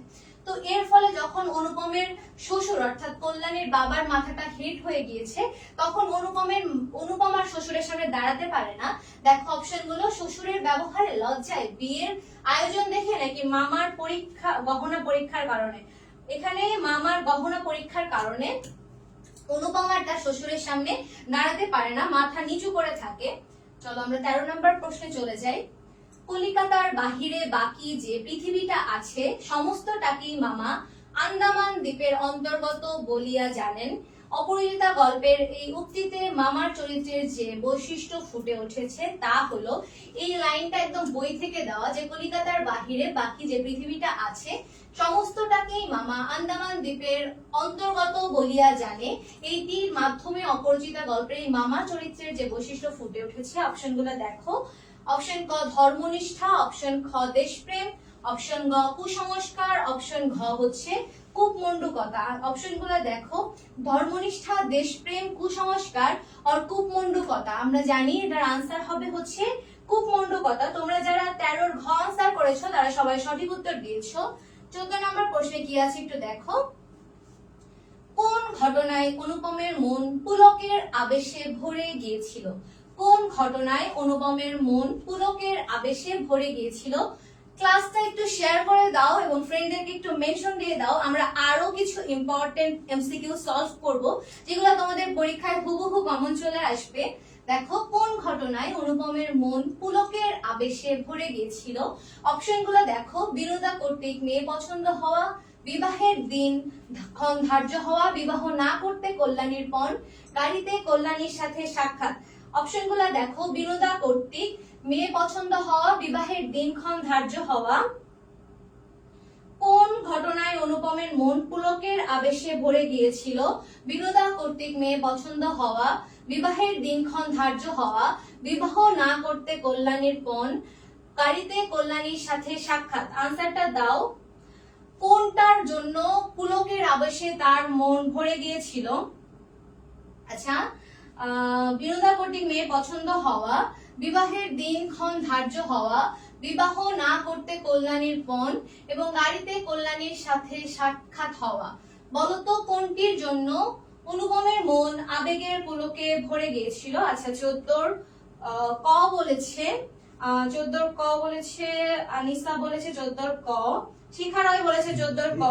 আচ্ছা, আমরা চলো পরবর্তী প্রশ্নে চলে যাচ্ছি। আমার কন্যার গহনা আমি চুরি করিব, এই কথা যারা মনে করেন তাদের হাতে আমি কন্যা দিতে পারি না। তোমরা দ্রুত আনসারগুলো দিয়ে ফেলো, আমরা আরো অনেকগুলো কোশ্চেন সলভ করব। তোমরা যত দ্রুত আনসার দিবে আমি তত দ্রুত তোমাদেরকে শেষ করে তোমাদের ছুটি দিয়ে দিতে পারবো। আমার কন্যার গহনা আমি চুরি করিব, এই কথা যারা মনে করে তাদের হাতে আমি কন্যা দিতে পারি না। উক্তিটিতে প্রকাশ পেয়েছে শম্ভুনাথ বাবুর ক্ষোভ, অভিমান, একগুঁয়েমি, আত্মমর্যাদা। বলতো কি প্রকাশ পেয়েছে? ক্ষোভ, অভিমান, একগুঁয়েমি নাকি আত্মমর্যাদা? আত্মমর্যাদা বোধ প্রকাশ পেয়েছে। এখানে আত্মমর্যাদা বোধ প্রকাশ পেয়েছে, কারণ সে বলেছিল যে আমার কন্যার গয়না, আমার নিজের মেয়ে, একটা মাত্র মেয়ে, আমি বিয়ে দিব, এই গয়নাও নাকি আমি চুরি করবো। এটা যারা মনে করে তাদের কাছে তো আমি মেয়ে দিব না। সে কিন্তু চাইলে দিতে পারতো, কিন্তু তার প্রখর আত্মমর্যাদা বোধের কারণে সে মেয়ে দেয়নি। অপরিচিতা গল্পের কল্যাণীর বিয়ে না হওয়ার কারণ কি ছিল? লোকলজ্জা, অপবাদ, পিতার আদেশ, আত্মমর্যাদা। বলতো কি ছিল? কল্যাণীর বিয়ে না হওয়ার কারণ ছিল হচ্ছে কল্যাণীর আত্মমর্যাদা, কারণ কল্যাণী তখন আর বিয়ে করতে চায়নি, যে আমার বাবাকে যারা অসম্মান করেছে সে বাড়িতে আমি আর কখনোই যাব না। তো দেখো, এখানে কিন্তু কল্যাণীর লগ্নভ্রষ্ট হয়েছিল, তারপরেও তার আত্মমর্যাদা প্রখর ছিল। তোমরা যারা আত্মমর্যাদা আনসার করেছো তারা সঠিক উত্তর দিয়েছো। অপরিচিতা গল্পে কল্যাণীকে আশীর্বাদ করতে যায় হরিশ, মামা, বিনুদা নাকি মা? বলতো কে যায়? হরিশ যায়, মামা যায়, বিনুদা নাকি মা যায়? কে যায়? কল্যাণীকে আশীর্বাদ করতে গিয়েছিল তার পিস্তুত দাদা, অর্থাৎ বিনুদা কল্যাণীকে আশীর্বাদ করতে গিয়েছিল। 17 গ যারা আনসার করেছো তারা সঠিক উত্তর দিয়েছো। আমরা 18 নম্বর প্রশ্নে চলে যাচ্ছি। অপরিচিতা গল্পে মেয়ের বিয়ে হইবে না এ ভয় যার মনে নাই তার শাস্তির উপায় কি উক্তিটিতে প্রকাশ পেয়েছে। মানে মেয়ের বিয়ে হবে না, আমাদের সমাজে কি বাবাদের ভয় থাকে যে আমার একটা মাত্র মেয়ে বা তার বিয়ে যদি সামহাও ভেঙে যায় তখন আমার কি হবে, এই ভয়টা তো শম্ভুনাথ বাবুর মনে নাই, তার শাস্তি সে কিভাবে দেবে, এই চিন্তাটা করেছিল হচ্ছে তার মামা, যে শম্ভুনাথের তো এই ভয় নেই যে কল্যাণীর বিয়ে হবে না, তো তার তো এই ভয় নেই, তার শাস্তি সে কিভাবে দিতে চায়। আগামী সময়ের ইঙ্গিত, পরবর্তীত ব্যবস্থা, শম্ভুনাথ বাবুর সাহসিকতা নাকি হচ্ছে শম্ভুনাথ বাবুর নির্বিকারতা, বলতো কি এখানে শম্ভুনাথ বাবুর সাহসিকতার কথা বলা হয়েছে। মানে কল্যাণীর বিয়ে হবে না এটা নিয়ে তার কোনো চিন্তা নেই, যে কল্যাণীর বিয়ে হইলেও ভালো না হইলেও ভালো, আমার এটা নিয়ে কোনো মাথা ব্যথা নেই। তো 18 গ যারা আনসার করেছো তারা সঠিক উত্তর দিয়েছো। দেখো 19 নম্বরে কি আছে, কল্যাণীর বিয়ে ভঙ্গের কারণ কি, অনুপমের অসহায়ত্ব, শম্ভুনাথের আত্মমর্যাদা, মামার হীন মানসিকতা। এখানে তার বিয়ে না হওয়ার কারণ কি ছিল, অনুপমের অসহায়ত্ব ছিল, কারণ অনুপম কিছু বলতে পারতো না। অনুপম যে বলবে যে মামা কেন এখন গয়না পরব করতে হবে বা তুমি এটা কইরো না, এটা আসলে আমাদের সাথে যায় না, এরকম কিছু সে বলবে না। এদিকে শম্ভুনাথের আত্মমর্যাদা, তার সম্মানে লেগেছে যে সে বলেছে, অনুপমের মা বলেছে গয়না চুরি করার কথা। আর এদিকে মামার হীন মানসিকতা, সে তো ওই ধান্দাতেই আছে যে কয়টা গয়না দিবে, কত ভরির দিবে, কত টাকা দিবে। তো এখানে তিনটাই হবে, যে বিয়ে ভাঙার কারণ ছিল অসহায়ত্ব, আত্মমর্যাদা এবং হীন মানসিকতা। তোমরা যারা ঘ আনসার করেছো তারা সঠিক উত্তর দিয়েছো। চলো 20 নম্বর প্রশ্নে কি আছে দেখি। কল্যাণীর বাবা পাত্রপক্ষকে বিদায় করে দেওয়ার অন্তর্নিহিত কারণ কি ছিল, অনুপমের ব্যক্তিত্বহীনতা, মামার হীনমন্যতা, বরপক্ষের আচরণ। বলতো কেন বিদায় করে দিয়েছিল, অনুপমের ব্যক্তিত্বহীনতা, মামার হীনমন্যতা, বরপক্ষের আচরণ। বরপক্ষের আচরণটা এখানে হবে না, কারণ অনুপম ছিল ব্যক্তিত্বহীন, শম্ভুনাথ চাইলে যে তার মেয়ে এমন একটা ছেলের হাতে যাক যে ছেলের কোনো পার্সোনালিটি নাই। আর মামার হীনমন্যতা, সে ছিল হচ্ছে ছোট লোক মেন্টালিটির মানুষ, তার সবসময় টাকার লোক। তো এই দুইটা কারণে পাত্রপক্ষকে কল্যাণীর বাবা বিদায় করে দেয়। তোমরা ক্লাসে একটু শেয়ার করে দাও, আমরা ক্লাসের শেষ পর্যায়ে চলে এসেছি প্রায়, আমরা আর অল্প কিছু এমসিকিউ সলভ করব। চলো 21 নম্বর প্রশ্নে কি আছে দেখে ফেলি। অপরিচিতা গল্পে কল্যাণীর মধ্যে পাওয়া যায় সহজ গতি, নির্মল দীপ্তি, সুচি, শুভ্র সৌন্দর্য। আমরা যখন স্লাইডে অপরিচিতা গল্পের কল্যাণী সম্পর্কে পড়ছিলাম তখন কিন্তু অলরেডি আমরা জেনে নিয়েছিলাম যে তার এই তিনটা বৈশিষ্ট্য আছে, সহজ গতি, নির্মল দীপ্তি, সুচি, শুভ্র সৌন্দর্য। তার মানে অপরিচিতা গল্পে এই কল্যাণীর মধ্যে তিনটা বৈশিষ্ট্যই লক্ষণীয় ছিল। 21 ঘ বলেছে, 21 ঘ। তোমরা যারা 21 ঘ আনসার করেছো তারা সঠিক উত্তর দিয়েছো। চলো আমরা পরবর্তী প্রশ্নে চলে যাচ্ছি। 22 নম্বর প্রশ্নে আছে, কল্যাণীর পিতা দৃঢ়চেতা ব্যক্তি, একজন আদর্শ পিতা, অন্যায়ের ক্ষেত্রে প্রতিবাদী। কল্যাণীর পিতা সম্পর্কে এখানে তিনটা অপশন আছে, তোমরা একটু বলো তো কল্যাণীর পিতা কি ছিলেন। দৃঢ়চেতা ব্যক্তি, একজন আদর্শ পিতা, অন্যায়ের ক্ষেত্রে প্রতিবাদী। বলতো কি ছিল, অন্যায়ের ক্ষেত্রে প্রতিবাদী, দৃঢ়চেতা ব্যক্তি এবং একজন আদর্শ পিতা। এই তিনটা অপশনই কল্যাণীর বাবার সাথে যায়, কারণ সে তার ডিসিশনে অনড় ছিল, সে ছিল একজন আদর্শ পিতা এবং অন্যায়ের ক্ষেত্রে সে প্রতিবাদী। তোমরা যারা 22 ঘ আনসার করেছো তারা সবাই সঠিক উত্তর দিয়েছো। চলো 23 নম্বর প্রশ্নে কি আছে দেখি। রবীন্দ্রনাথ ঠাকুরের লেখনীতেই বাংলা ছোট গল্পের উদ্ভব, বিকাশ, সমৃদ্ধি। আমরা জানি রবীন্দ্রনাথকে ছোট গল্প লেখকের জনক বলা হয় এবং রবীন্দ্রনাথ ঠাকুরের লেখনীতেই বাংলা ছোট গল্পের উদ্ভব, বিকাশ, সমৃদ্ধি। তার মাধ্যমে এই ছোট গল্পের উদ্ভব হয়, তার মাধ্যমে ছোট গল্প বিকশিত হয় এবং তার মাধ্যমে এটি সমৃদ্ধি লাভ করে। তো আমাদের 23 ঘ আনসার হবে। তোমরা যারা 23 ঘ আনসার করেছো তারা সবাই সঠিক উত্তর দিয়েছো। আচ্ছা 23 ঘ যারা আনসার করেছো, 23 ঘ, হ্যাঁ তোমরা সবাই সঠিক উত্তর দিয়েছো। চলো 24 নম্বর প্রশ্নে চলে যাচ্ছি। হরিশ সম্পর্কে যে তথ্যটি সত্য, অনুপমের বন্ধু আসর জমাতে অদ্বিতীয়, কানপুরে চাকরি করে। আমরা সবাই জানি অনুপমের বন্ধু ছিল হচ্ছে হরিশ, হরিশ ছিল হচ্ছে অনুপমের বন্ধু এবং সে ছিল আসর জমাতে অদ্বিতীয় এবং সে হচ্ছে কানপুরে চাকরি করত। তো হরিশ সম্পর্কে এই তিনটি ইনফরমেশনই আমাদের সঠিক। তোমরা যারা 24 ঘ আনসার করেছো তারা সবাই সঠিক উত্তর দিয়েছো। যারা ঘ আনসার করেছো তারা সবাই সঠিক উত্তর দিয়েছো। চলো আমরা 25 নম্বর প্রশ্নে চলে যাই। অপরিচিতা গল্পে কল্যাণীর মেয়েদের শিক্ষার ব্রত গ্রহণ করার কারণ কি, বিয়ে ভঙ্গ, নারীর প্রতি মমত্ববোধ, মাতৃভূমির প্রতি ভালোবাসা। এখানে অপরিচিতা গল্পের কল্যাণীর যখন বিয়ে ভেঙে যায়, অর্থাৎ তার সংসার করার যে একটা সুপ্ত স্বপ্ন মনের মধ্যে ছিল সেটি যখন ভেঙে যায়, তখন সে মাতৃভূমির প্রতি আলাদা একটা টান অনুভব করে, নারীর প্রতি একটা ভালোবাসা অনুভব করে। এর ফলে সে ওই মাতৃভূমির প্রতি একটা আজ্ঞা সে গ্রহণ করে মাতৃভূমির ভালোবাসার জন্য। তো দেখো, এই বিয়ে ভাঙার একটা মেইন কারণ ছিল যে মেয়েদের শিক্ষা গ্রহণ করে, নারীর প্রতি মমত্ববোধ অনুভব করে এবং মাতৃভূমির প্রতি ভালোবাসা। তো এই 25 নম্বর প্রশ্নের তিনটাই হবে, সঠিক উত্তর হবে অপশন ডি। অপরিচিতা গল্পে কল্যাণীর মেয়েদের শিক্ষার ব্রত গ্রহণ করার কারণ ছিল বিয়ে ভঙ্গ, নারীর প্রতি মমত্ববোধ এবং মাতৃভূমির প্রতি ভালোবাসা। তোমরা যারা 25-এর ঘ আনসার করেছো তারা সবাই সঠিক উত্তর দিয়েছো। দেখো 26 নম্বর প্রশ্নে কি আছে, অপরিচিতা গল্পটি পড়ে আমাদের যে ভাবনার উদয় হয়, অপরিচিতা গল্পটি পড়ে আমাদের যে ভাবনার উদয় হয়, সমাজের সংস্কার আবশ্যক, দৃষ্টিভঙ্গির উন্নয়ন জরুরি এবং ব্যক্তিত্ববোধের জাগরণ দরকার। এই টপিকটা বা এই প্রশ্নটা খুবই ইম্পর্টেন্ট, যে এটি পড়ে আমাদের যে ভাবনার উদয় হয়, সমাজের সংস্কার আবশ্যক, সংস্কার বলতে বোঝায় যে সমাজ যেভাবে চলতেছে এটা আসলে একটু আপডেট করা উচিত। এরপরে দেখো, দৃষ্টিভঙ্গির উন্নয়ন জরুরি, আমরা যেভাবে আসলে দেখি সেটার আসলে একটু পরিবর্তন দরকার এবং ব্যক্তিত্ববোধের জাগরণ দরকার। তো দেখো 26-এর আনসার দাও। 26-এর আনসার হবে তিনটাই, 26-এর আনসার হবে তিনটাই, অর্থাৎ আমাদের এই তিনটাই দরকার। আমরা এই গল্পটি পড়ে যেটি বুঝি যে আমাদের সমাজের সংস্কারও দরকার, আমাদের দৃষ্টিভঙ্গির উন্নয়নও দরকার এবং ব্যক্তিত্ববোধের জাগরণও দরকার। 26-এর ঘ যারা আনসার করেছো তারা সঠিক উত্তর দিয়েছো। চলো আমরা 27 নম্বর প্রশ্নে চলে যাচ্ছি। রবীন্দ্রনাথের অপরিচিতা গল্পের মূল সুর কি ছিল? মূল সুর বলেছে, এই গল্পের মূল সুরটা কি ছিল? দৃঢ়চেতা নারী ব্যক্তিত্বের জাগরণ, প্রচলিত শিক্ষার অসারতা, পুরুষতন্ত্রের অমানবিক স্ফুরণ। অপশনগুলো দেখো, দৃঢ়চেতা নারী ব্যক্তিত্বের জাগরণ, প্রচলিত শিক্ষার অভাব, অসারতা, পুরুষতন্ত্রের অমানবিক স্ফুরণ। তোমরা 27 নম্বর প্রশ্নের আনসারটা দাও। এটি কি ছিল? দৃঢ়চেতা নারী ব্যক্তির জাগরণ, প্রচলিত শিক্ষার অসারতা এবং পুরুষতন্ত্রের মানবিকতার স্ফুরণ। এটির আনসার হবে হচ্ছে খ। এটির আনসার হবে হচ্ছে খ, দৃঢ়চেতা নারী ব্যক্তিত্বের জাগরণ এবং পুরুষতন্ত্রের অমানবিকতার স্ফুরণ। চলো আমরা প্রায় ক্লাসের শেষের দিকে চলে আসছি।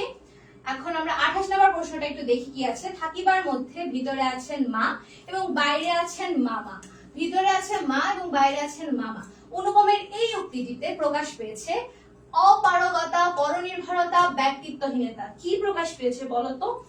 এই মানে তার মা আর মামা ছাড়া সে টোটালি জিরো। তো এটার মাধ্যমে কি প্রকাশ পেয়েছে? পরনির্ভরতা, ব্যক্তিত্বহীনতা নাকি অপারগতা? আমরা সবাই জানি যে এই দুইটার মাধ্যমে প্রকাশ পেয়েছে তার পরনির্ভরতা এবং ব্যক্তিত্বহীনতা, মানে তার কোনো পার্সোনালিটিও নাই এবং সে সবসময় তার মামা এবং মার উপর ডিপেন্ড করে কাজ করে। 29 নম্বর প্রশ্নে চলে যাচ্ছি। অপরিচিতা গল্পে শম্ভুনাথ চরিত্রের জন্য প্রযোজ্য, দেখো শম্ভুনাথ চরিত্রের জন্য প্রযোজ্য চুল কাঁচা, গোঁফ পাকা সুপুরুষ, চুপচাপ চুল কাঁচা নাকি মিতভাষী? সুপুরুষ, চুপচাপ, চুল পাকা। এখানে কি বোঝানো হয়েছে যে এই শম্ভুনাথ বাবু অর্থাৎ কল্যাণীর যে বাবা ছিল তার যে চরিত্রটা ছিল, চরিত্রটার মধ্যে আমরা কি পাই? সে তো চুপচাপ ছিল, তার চুল ছিল কাঁচা এবং গোঁফ মাত্র পাক ধরতে শুরু করেছে, সে অবশ্যই সুপুরুষ ছিল এবং সে ছিল মিতভাষী। অপশন ক হবে, অর্থাৎ 1 আর 2, কারণ এখানে যে চুল পাকাটা হবে না, কারণ তার চুল ছিল কাঁচা আর গোঁফ হচ্ছে মাত্র পাক ধরতে শুরু করেছে। আমরা আমাদের লাস্ট প্রশ্নে চলে এসেছি। লাস্ট প্রশ্নটা দেখো, আমি মাথা হেট করিয়া চুপ করিয়া রহিলাম, উক্তিটি থেকে বোঝা যায় অনুপম মেরুদণ্ডহীন, বিবেকবোধহীন, ব্যক্তিত্বহীন। বলতো এটির মাধ্যমে কি বোঝা যায়? অনুপম মেরুদণ্ডহীন, বিবেকবোধহীন নাকি ব্যক্তিত্বহীন? আমি মাথা হেট করিয়া চুপ করিয়া রহিলাম। মামা যখন শম্ভুনাথ বাবুকে গহনার জন্য অপমান করে, মানে শম্ভুনাথ বাবু যখন ইনসাল্টেড ফিল হয় যে আমার মেয়ের গহনা আমি চুরি করব, এটা তারা মনে করেছে, তখন অনুপম তো কোনো কথাই বলতে পারে না। অনুপম যে বলবে যে মামা এটা করো না বা তাকে যে একটা বাধা দিবে সেটিও সে করে নাই। ইভেন শম্ভুনাথ বাবু যখন অনুপমকে জিজ্ঞাসা করে যে তোমার কি কিছুই বলবার নাই, তখনও যদি অনুপম নিজের সত্তাটাকে জাগ্রত করতো যে হ্যাঁ আমার বলার আছে, এই কাজটা আসলে অনৈতিক বা আমি আসলে এটা চাইনি, তবুও গল্পটা অন্যদিকে মোড় নিতে পারতো হয়তো বা, কিন্তু অনুপম সেটি করেনি। তার মানে এখানে তার মধ্যে প্রকাশ পেয়েছে ব্যক্তিত্বহীনতা এবং মেরুদণ্ডহীনতা, অর্থাৎ 30-এর গ আনসার হবে। তোমরা যারা 30-এর গ আনসার করেছো তারা সবাই সঠিক উত্তর দিয়েছো। মোহিনী, পুষ্প, পরি, সজীব, তোমরা সবাই সঠিক উত্তর দিয়েছো। এই 30টা প্রশ্নের সাথে আমরা আমাদের গুরুত্বপূর্ণ বোর্ড এমসিকিউ গুলো সলভ করে ফেলেছি। আজকের ক্লাসটি তোমাদের কেমন লেগেছে তোমরা একটু কমেন্ট করে জানাও আজকের ক্লাসটি তোমাদের কেমন লেগেছে, এবং সেই সাথে জানাও তোমাদের কোনো জায়গায় কোনো কিছু বুঝতে অসুবিধা হয়েছে কিনা, কোনো জায়গায় এমন হয়েছে কিনা যে বুঝতে পারোনি বা কোনো একটু কনফিউশন আছে জানাও। এবং ক্লাসটি তোমাদের কেমন লেগেছে এটি একটু কমেন্ট করে জানাও যে ক্লাসটি কেমন ছিল, তোমরা বুঝতে পেরেছো কিনা। ক্লাসটি তোমাদের কেমন লেগেছে একটু জানাও। আমরা ক্লাসটি শেষ করে দিব, তার আগে জানাও ক্লাসটি তোমাদের কেমন লেগেছে। ক্লাসটি কেমন লেগেছে একটু কমেন্ট করে জানাও। আচ্ছা, অনেক ভালো, আলহামদুলিল্লাহ অনেক ভালো। আচ্ছা, তাহলে তোমরা মোটামুটি ভালোই ক্লাস করেছো নাকি?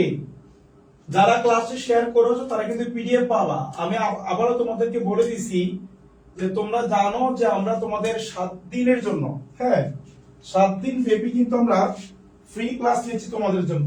ওকে, তো এই ক্লাসে দেখো আমাদের কিন্তু ভর্তি চলতেছে। এখন 1500 টাকা কোর্স ফি, তুমি কিন্তু মাত্র 510 টাকায় ভর্তি হতে পারবা। ভর্তি হওয়ার জন্য এই নম্বরে আমাকে হোয়াটসঅ্যাপে নক দিবা। আর আমাদের ইংরেজি কোর্সের সাথে বাংলা এবং আইসিটি কোর্স সম্পূর্ণ ফ্রি। সবাই কি বুঝতে পেরেছি? বাংলা এবং আইসিটি সম্পূর্ণ ফ্রি। তো আচ্ছা, দেন আমরা যদি পরের স্লাইডটা একটু দেখি। এই যে দেখো তোমাদের কিন্তু ফ্রি পরীক্ষা এবং ক্লাসের আমরা দিয়ে দিয়েছি। দেখো আমাদের আগামীকালকে ক্লাস হবে আইসিটি ক্লাস। আগামীকাল মঙ্গলবার আইসিটি বাইনারি হবে। সিটি ম্যাডাম ঢাকা বিশ্ববিদ্যালয়ে নবম হয়েছিল অ্যাডমিশন টেস্টে, সে ক্লাস নিবে। এভাবে আমাদের কিন্তু শনিবার পর্যন্ত ক্লাস চলবে। আচ্ছা, দেন একটু দেখো এই যে আমরা যে ক্লাসগুলো নিব 7টা, এই ক্লাসগুলোর উপরে কিন্তু আমরা পরীক্ষা নিচ্ছি। যারা এইভাবে পরীক্ষাগুলো দিবে, ক্লাসগুলো করবে, তাদের জন্য আমি ইমন স্যারের পক্ষ থেকে স্পেশাল গিফট আছে। আজকে সোমবার রাত 10টায় পরীক্ষা হবে। স্পেশাল হোয়াটসঅ্যাপ ফ্রেজার গতকালকে আমি যা করেছি, এবং আজকে এই যে বাংলা ক্লাসটা হলো মঙ্গলবারে, সোমবারে, এর উপরে আগামীকাল মঙ্গলবার পরীক্ষা হবে। ক্লিয়ার? এইভাবে নিয়মিত আমরা পরীক্ষা নিব। এবং যারা যারা পরীক্ষা দিবে রেগুলার, তাদের জন্য কিন্তু থাকবে আকর্ষণীয় পুরস্কার। ইমন ফাইনাল শাসন, এই যে বইটা, যেখান থেকে তোমার বিভিন্ন বিশ্ববিদ্যালয়ের সর্বোচ্চ কমন আসছে ইংরেজি অংশে, এর সাথে ছোট্ট একটা মডেল টেস্ট আছে, সেটা ফ্রি পাবা। এই বইটা ফ্রি পাবা। যারা চাও যে অ্যাডমিশনে আমাকে ভালো করতেই হবে এখন থেকে, তাহলে এই বইটা হচ্ছে কালেক্ট করে বইটা এখন থেকে ডেইলি 2 পেজ করে পড়ো। আর এই বইতে মুখস্থ অংশ, গ্রামার অংশ, টেক্সট বুক, রিটেন সব কিছু আছে। বিগত বছরের প্রশ্ন, সাহিত্য সব, ফার্স্ট পেপার, সেকেন্ড পেপার সব আছে। এবং এই বইটার প্রত্যেকটা প্রশ্ন বাংলায় ব্যাখ্যা করে দেওয়া আছে, তোমার কোনো টিচার লাগবে না পড়তে। তো এই বইটা পড়ে, এবং যারা টপ 10-এ থাকবে পরীক্ষা ক্লাসে, তারা কিন্তু এই বইটা ফ্রি পাবা। একই সাথে মডেল টেস্ট বইটা ফ্রি পাবে, এবং প্রথম 10 জনকে আমরা 100 টাকা মোবাইল রিচার্জ পর্যন্ত দিব। ওকে, এবং তোমাদের এই যে তোমাদের যে ম্যাডাম মৌমিতা ম্যাডাম, সেও কিন্তু এই বইটা পড়ছে নাকি পড়ো নাই বলো? পড়েছি। এবং কমন পাইছে কিনা বলো? অবশ্যই। মৌমিতা কিন্তু সরাসরি আমার প্রাইভেট ব্যাচের স্টুডেন্ট, আমার কাছে প্রাইভেট পড়েছে, আমি পড়িয়েছি, আমি গাইডলাইন দিয়েছি। এখন ঢাকা বিশ্ববিদ্যালয়ে পড়ে, এবং ইংরেজির জন্য এই বইটাই পড়েছে, কমনও পেয়েছে ঢাকা বিশ্ববিদ্যালয়ে। সবাইকে ম্যাডামকে কনগ্রেচুলেশন জানাবে না? এবং এখন আমার টিচারও বানিয়ে দিয়েছি। সো আমার স্টুডেন্ট এইটাই। এবং যারা আমার এখানে ক্লাস দিবে প্রত্যেকে আমার স্টুডেন্ট। আমার স্টুডেন্ট ছাড়া অন্য কাউকে খুব একটা বেশি আমি অ্যালাউ করি না। এই কারণে আমি মনে করি আমার শিক্ষার্থীদের উপরে, আমার উপর একটা হক আছে, আছে কিনা? আমি তাদেরকে সুযোগ, যেমন শীতে আসবে এর পরের ক্লাসে, শীতও আমার স্টুডেন্ট, এরপর আর্টিস্ট টিচার আসবে, সেও আমার স্টুডেন্ট। তোমরা যারা আমার স্টুডেন্ট, তোমরা এইচএসসি তে ভালো করে অ্যাডমিশনে ভালো করবা, তোমাদেরকে সুযোগ দিব আমি ইনশাআল্লাহ। সবাই কমেন্ট করে ইনশাআল্লাহ বলে সবাই।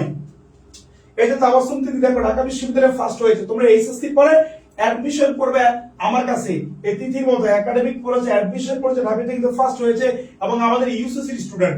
এবং ঢাকা বিশ্ববিদ্যালয়ের সেকেন্ড হয়েছে আলী অপসরি। আমার প্রাইভেট স্টুডেন্ট, আমাদের ইউসিসির স্টুডেন্ট। শুধু সেকেন্ড না, ঢাকা বিশ্ববিদ্যালয়ে থার্ড হয়েছে নাহিদ হাসান, সেও কিন্তু আমার প্রাইভেট ব্যাচের স্টুডেন্ট এবং আমাদের ইউসিসি। শুধু এইটা না, জাহাঙ্গীরনগর বিশ্ববিদ্যালয়ে ফার্স্ট হয়েছে, ভিপি তে ফার্স্ট হয়েছে। আর এই বইটা সবাই নিবা, বলবো ইমোস ফাইনাল সাজেশন। এবং এই বইয়ের সাথে ছোট্ট একটা মডেল টেস্ট কিন্তু ফ্রি আছে, যেটা দেখে যাও ওইদিকে। এই বইয়ের সাথে কিন্তু মডেল টেস্ট বইটা সম্পূর্ণ ফ্রি। এবং 250 টাকা দাম নিবে এই বইয়ের উপরে। এবং এখান থেকে প্রচুর পরিমাণ দেখো, এখান থেকে প্রচুর পরিমাণ কমন কিন্তু আসে। এটা এদিকে আসো তো দেখি। ওকে ওকে, আচ্ছা আবার যাও একটু ওইদিকে যাও, ব্যাকে যাও। আচ্ছা, এই যে বিভিন্ন বিশ্ববিদ্যালয় দেখে, এই যে ঢাবিতে কমন, জাবিতে কমন, বিউতে কমন, রাজশাহীতে কমন, গুচ্ছতে কমন, মেডিকেলে কমন, সব জায়গায়, কুমিল্লা বিশ্ববিদ্যালয়ে কমন। এইভাবে আমরা কিন্তু আমাদের ক্লাসগুলো নিব, পরীক্ষা নিব। সো তোমরা আমাদের এই বইটা সংগ্রহ করে পড়া শুরু করো। আর এই যে দেখো, ঢাকা বিশ্ববিদ্যালয় যেখানে কোনো পাসই করে না, 15তে পাস পাইলে পাস, সেখানে 15তে এই সাজেশন থেকে কমন আসছে কয়টা বলো তো? 12টা। এবং পরবর্তী স্লাইডে একটু দেখো, সি ইউনিটে কমন আসছে 12টার মধ্যে 8টা। ব্যাপারটা কি বুঝতে পেরেছি? সো তোমরা এখন থেকে বইটা পড়া তোমাদের কাজে লাগবে ইনশাআল্লাহ। আর আমাদের কোর্সের রানিং আছে ইংরেজির পাশাপাশি স্যার দিনাজপুরে পাওয়া যাবে। হ্যাঁ, দিনাজপুর গ্রিন লাইব্রেরি, বাবু ভাই আছে গ্রিন লাইব্রেরি মালিক, গ্রিন লাইব্রেরিতে পাবা। তোমরা বাংলাদেশের যে কোনো লাইব্রেরিতে যাবা, তবে জেলা সদরে গেলে ভালো হবে, সেখানে গিয়ে যোগাযোগ করলে তোমরা বইটা পেয়ে যাবা। ওকে ইনশাআল্লাহ, তাহলে এই হলো আমাদের মোটামুটি ক্লাস। আমরা সবাই ইনশাআল্লাহ ভালো করে পড়াশোনা করব।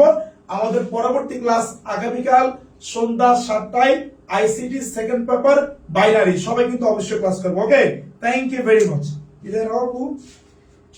আশা করছি আজকের ক্লাসে তোমাদের কোনো সমস্যা হয়নি। যদি কোনো সমস্যা থেকে থাকে আমাকে জানিও অবশ্যই। আর ক্লাসটিতে আমার সাথে শেষ পর্যন্ত থাকার জন্য তোমাদেরকে অসংখ্য ধন্যবাদ। দেখা হবে আগামী কোনো লাইভে তোমাদের পছন্দের কোনো টপিকে। ততক্ষণ ভালো থেকো, ভালো মতো পড়াশোনা করো। আগামীকাল 7টায় যাতে ক্লাস করে। আর আগামীকাল 7টায় আমাদের আবার লাইভ ক্লাস আছে, তোমরা অবশ্যই থাকবে।